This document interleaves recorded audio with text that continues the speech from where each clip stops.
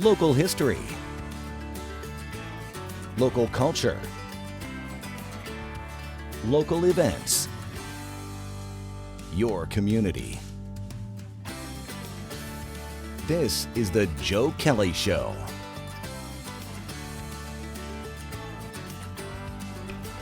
Hi there, everybody. Thanks for joining us. Our guest is State Senator Joe Griffo. He represents the 53rd Senatorial District. We're going to talk to the senator about a variety of things, including the recovery efforts up in Rome as a result of the tornado and much more. But first, we're going to say welcome. Good to see you again. Good to see you again, Joe. The big news of late has been the tornado in Rome, and now we're in a recovery phase. You've been up there, former mayor of Rome, former county legislator representing that area. What's your take on what's going on up there? Well, I got to tell you, I was really impressed with the teamwork and the communication, the coordination and cooperation between the county, the city, the state. When you have an event like this, and there was significant and substantial damage in Rome, and so many people's lives affected and impacted.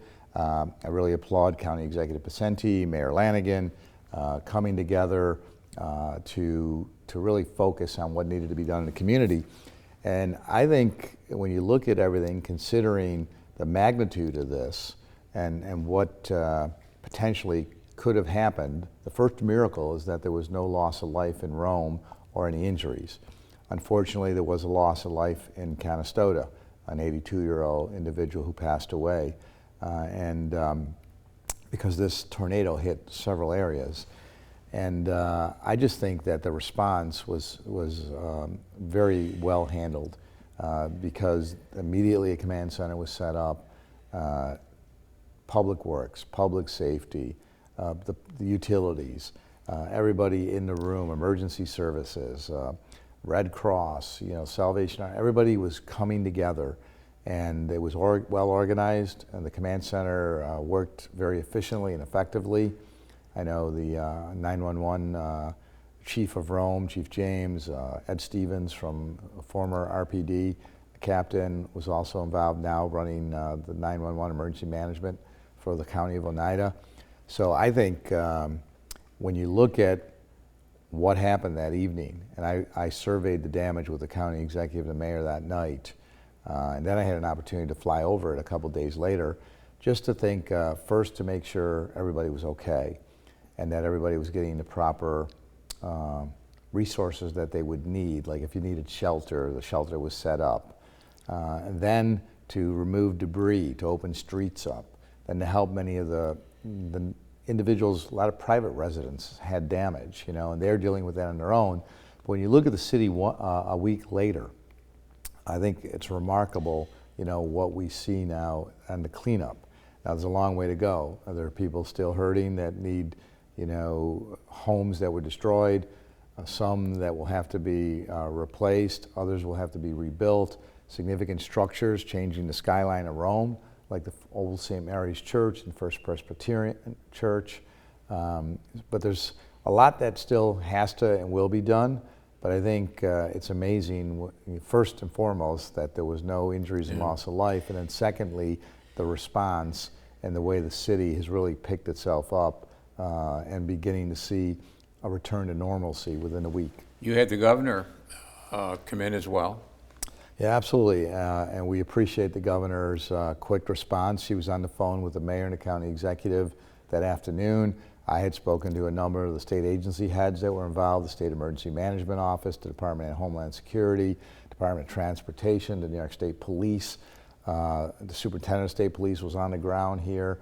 So again, this was one of those situations where we've seen extreme weather events, and now you're positioned and prepared to be able to respond. So we appreciate her coming, not only to survey the damage, but also her willingness to extend and to utilize additional state resources that will be necessary in the recovery efforts and the redevelopment efforts, including some state funds, which she indicated she would be willing to appropriate. So we're going to be working with her to make sure that's done, as well as the application that will be made to FEMA. The governor declared a disaster area. The county executive did likewise in the state of emergency and disaster, which qualifies you for Federal Emergency Management Agency funds, FEMA. We have to reach that threshold of 37 million, but I believe when you look at this from a regional perspective, I believe potentially that we should hit that target. Will the tornado that touched down in Canastota go into that? It's my understanding that they may look at this from a regional perspective from the state, and looking to the White House now to also designate this as with the disaster declaration that they concur in Washington. The president signs this, and then you go through the process for eligibility to receive funding. And I would think at this point in time, when you see the significance and the magnitude of the damage, that we would qualify for that funding. And in addition to that, any additional state funding will help. I know the county executive has appropriated some funds also. So there are a lot of people working collectively on this, and hopefully this will help as we recover and rebuild. Somebody said to me just the other day that the thing that she worries about is the attention now is on Rome and the area with these tornadoes, and everybody is here, and the focus is here. But then as time goes by, they move on to other things. Well, I mean, you're always going to have a lot of things that are going to require your attention relative to challenges and problems. But I think in this particular instance, when you have a tornado, and this was a significant tornado, it was designated by the National Weather Service as an E2, I believe. What is the designation on that right now? But it was really 2 or 3 miles short of being a 3. Mm-hmm. So in my opinion, this was a 3. And even though you have to follow the protocols that are established by the National Weather Service. So I think that you won't lose sight. The local officials, as I said, the local representatives are all working together. I know the county executive, the mayor, will be announcing even more initiatives and how they'll move forward in continuing the recovery and rebuilding. And we'll make sure from a state perspective, as a state delegation, that we continue to advocate and ensure that resources are available as necessary. And the governor indicating a willingness to even commit financially is important. We've seen that in some of the flooding situations, unfortunately. We're seeing more severe weather events take place. And as a result of that, how are we prepared, and not only to respond, but then later to deliver additional resources as needed. Before we go to break, do you still live in Rome? I do. Yes. Was your house damaged? No damage, fortunately, but we did lose power for a couple of days. The tornado path was kind of almost like it took a drive through the city, mm-hmm. coming from the south to the center core to the eastern peripheral parts of the city, and then on to Griffiths Park. Yeah. It's just kind of a wild path that it took up and down. And you see that in the damage that was evident throughout the city, probably the most extensive in the southern part of the city. Some dramatic photos of that. State Senator Joe Griffo is our guest. We're talking about the tornado that touched down in Rome the other day. We'll be back. We'll be talking about a bunch of other things. Short break, right back.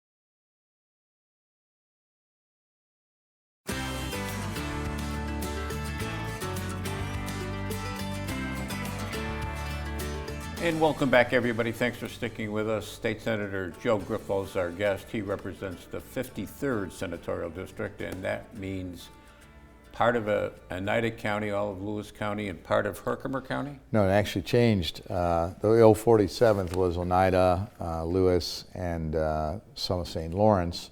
The 53rd now is involved in all of Oneida County, all of Madison County, the northern half of Shenango County, Oh, boy. and a sliver of Herkimer County, 3 towns, Litchfield, Columbia, and West Winfield in Herkimer County. And then, so that's basically, it's about 350,000 people. Do you in the like Senate. that configuration better? Configurations are always strange in redistricting, but yeah, it's manageable, and obviously I'm familiar with the central New York area, and having worked in various roles and capacities throughout my tenure in public life. So I think it's a good district, a lot of good people in the government as well as private sector. So, and it's manageable to get around. It was a 3-hour ride, over a 3-hour ride before up, and now it's cut in half at least. You used to have to go from Route 20 in the south up to almost maybe to the Canadian border. Yeah, absolutely, the Canadian border. Yeah. It was the Mohawk River to the St. Lawrence River. Yeah, that's geographic, a huge area. Do they try to keep those senatorial districts aligned in terms of population? They have to be aligned in population, but as you know, they were doing a lot of gerrymandering for a long time. But now with the Independent Redistricting Commission established by a constitutional amendment, which the people of New York expressed a desire to see this ending the partisan drawing of lines, this last time was really drawn by the courts. It was actually a master from Carnegie Mellon University in Pennsylvania, Pittsburgh, that came up and drew the lines that we're under now. Now the congressional lines changed a couple of times, so there's still politics that permeates the process, but it's at least a better approach than it had previously been. I see you every year at the Boilermaker. You come down and you have a good time with everybody else having a good time. But this year you played a role. What happened with the problem being able to give away beer down there? Well, you remember this in your role with one of my predecessors, Senator Donovan, who served this district for a long time. Sometimes they'll change laws, and when they first started this, I think my predecessor then, Senator Meyer, may have been involved in trying to get the brewery to be able to put the beer out, basically, because they're giving a product away for free, and they had to change the alcohol beverage control law to do that. So that was put in a provision of the law. As we began to basically eliminate a lot of the blue laws, which prohibited when you could sell and where you could sell and consume, last year, one of the last remnants was allowing convenience stores to be able to sell overnight on a weekend, which I agree with, that give them that flexibility. However, when that section of law was stricken, in order to give them that opportunity and ability, that's where this language for the Boilermaker was in. So our lawyers in the Senate identified it. Assembly had passed it, and then we in the Senate said we should amend this, but there wasn't a concurrence of how and when to do that. So we passed it. I voted no, but also said we need to fix this. And to their credit, in both houses and in a bipartisan manner, we said we would fix it, and we did this January. So we had to basically put insert a new couple of sentences into the alcohol beverage and control law, which allowed the brewery to be able to do this, and for the spectators and racers to all enjoy the post-race party. Does this have to be done again, or is it all set now? It's all set now. You have to apply for the permit through the State Liquor Authority annually. That's a normal process. But relative to the ability to undertake this initiative or venture, that will not be changed anymore, unless somebody changes all the ABC laws again. I know there was a lot of scared people there for a while. We want to make sure people not only have a great race, but they enjoy the post-race party. Yeah. On a lighter note, the flyover is kind of a tradition with the Boilermaker, and I remember the first year it was a flyover was the boys from Syracuse, and now, of course, now up there they fly drones, but not jets. But anyway, some years you get to fly over, some years you don't get to fly over. It's not an easy thing to get. You got involved with that. Yeah, we have been working with the Boilermaker. And first of all, let me say to Mark Donovan and his crew, phenomenal job as always. The Boilermaker Race Committee does an extraordinary job. Jim Stasnidis, everybody involved with that race, hats off. They've always and continue to do a quality job.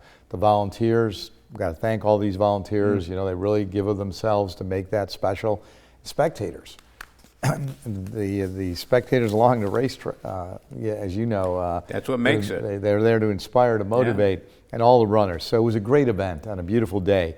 We've been involved, and you're right, there's really no flying jet asset in New York anymore. The boys from Syracuse had that. We have tankers. We have a number of other military assets, but we don't have the fighters anymore. So it makes it much more difficult. So what you have to do, and Alex Gerald from my office has been extremely involved in this, as well as the Boilermaker Committee, and we always try to find a way to help. And it's really, even though it's a federal involvement, there's also state assets involved here, like military and naval affairs, because some of these are guard units and things of that nature. So what happens in this particular case, every year you get approval from the FAA, then you have to get approval from the Department of Defense, whether it's the Army or the Air Force. And once that's done, you go shopping to determine who wants to fly over the Boilermaker. Now, you know, in the past, we were fortunate because we had Major Hanna, who was a local guy from the Oneida County area, and he flew a couple of times. He flew all the way from New Mexico, got the authorization, and he did the flyovers, and we appreciated that. Last couple of years, we've been trying hard. This year, we really did a great job in not only getting Air Force, but Army. So the flyover this year, with the help of Captain Haifa at the Eastern Air Defense Sector, Lieutenant Colonel Mowers out of Niagara Reserve, the Air Force Reserve, local guys, but also we care about the area and know how important this is to the post-race event. And you see these flyovers in big events, right? And this is a big event. You're talking about almost 100,000 people sometimes, right? 50,000 plus for sure. Yeah. And so we were able to get it all in place, and working as a team, you had a flyover from the Ohio Guard, from the Niagara Mobility Wing, and then the 10th Mountain Division. So that morning, and when that Star Spangled Banner was concluding, you had, what a great formation if you saw it, right? Yeah, The big KC-135 followed by the two fighters on both wings, and then followed by, I don't know if it was a Black Hawk, or I can't remember what came over there, Apache, but they came right by too. So you had the Air Force and the Army flying over the post race, and I know the crowd was really excited about that. Very low flying helicopters too, yeah. State Senator Joe Griffo is our guest. We're talking about a variety of issues, and we'll be right back. Short break. Right back.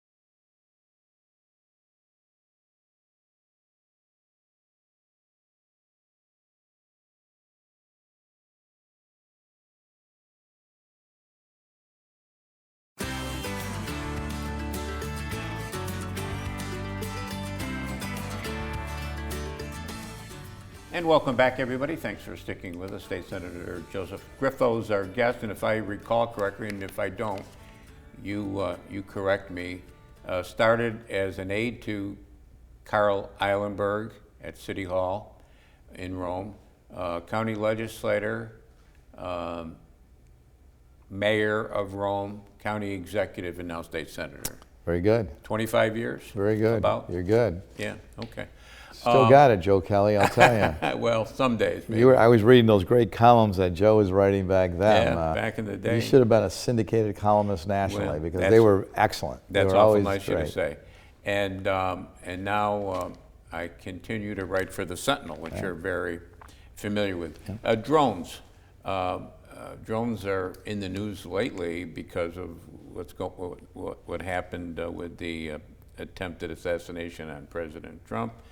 And they're talking about how they watch things with drones, and big drone influence here at Griffiths, yes? Yeah, one of the, I think, 5 national sites that were identified by the FAA for the purposes of research, development, and use. And as you know, we have phenomenal facilities. In fact, you have the indoor dome where they could do indoor training as well as outdoor training. And they are going to play such a pivotal role. And there's going to be a lot of legislation to govern the use of them, because you have private individuals as well as governmental and commercial use for these drones right now. So it's kind of like we're having the discussions on artificial intelligence right now and its role.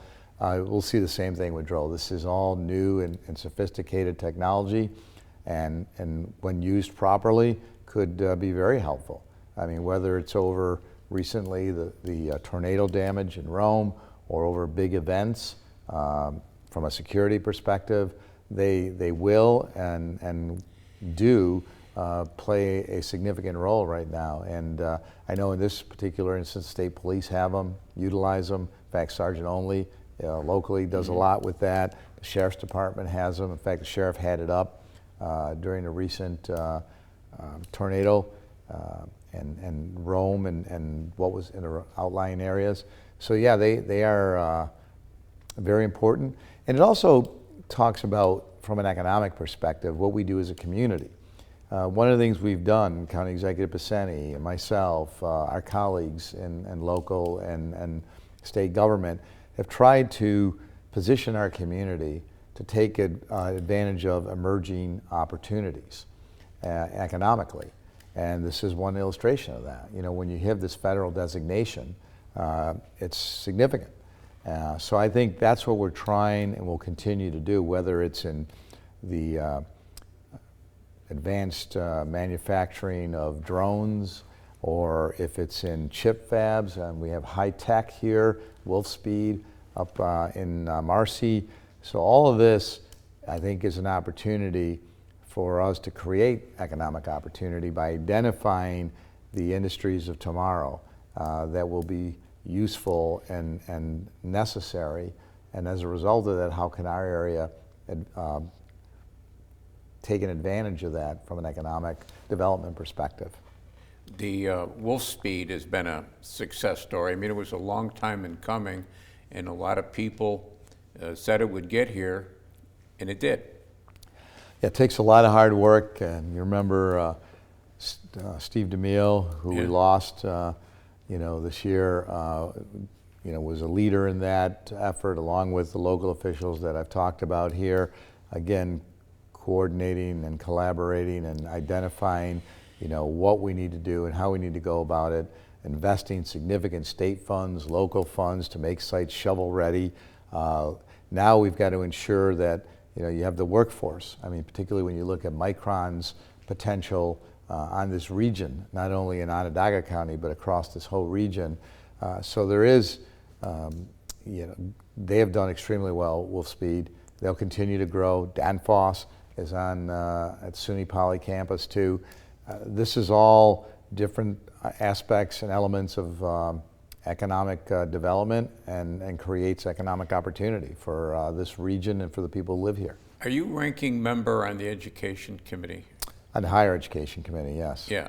What's your take on the new president of SUNY Poly? I think he's going to get sworn in, I believe, on September 13th.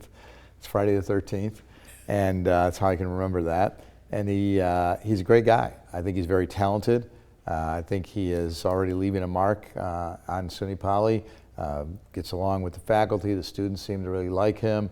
As I said, he's a bright guy, has a vision. Former Assemblywoman and Commissioner of General Services, Commissioner Roanne DeStito, was key in trying to attract someone of his caliber and talent. So I think he's going to do a good job, and look forward to continuing to work with him. The SUNY Poly, is it slated for any special funding, any special development? What's going on up there?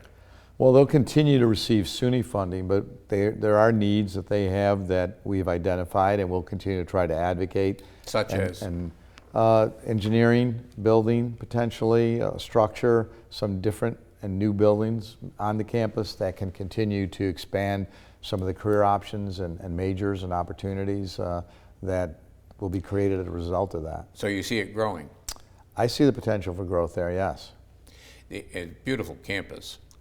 Phenomenal campus. And again, credit to you and Senator Donovan, because I know you were all instrumental in ensuring that SUNY campus, we've gone through a number of names, from SUNY Unica Rome to SUNY IT to SUNY Poly, and I'm sure there may be a couple I'm missing right now. But there was a big, well, it was very controversial at the time. You know, you forget now, all those years ago, but there was they wanted it downtown, they wanted it here, Senator Donovan wanted it up where it is today. The easy, or not the easy pass, but yeah, I guess it's the easy pass, where you're going under the gantries. You identified a problem a while back. Has that problem been solved? I don't think it's been completely solved. Again, it's a technology issue. When they went to these systems now where there's no more toll takers and everything is electronic, we knew that there would be potential for problems. One of them is we've got to have reciprocal agreements with states, because if you're from another state and you choose not to, you want to evade the toll, it's possible.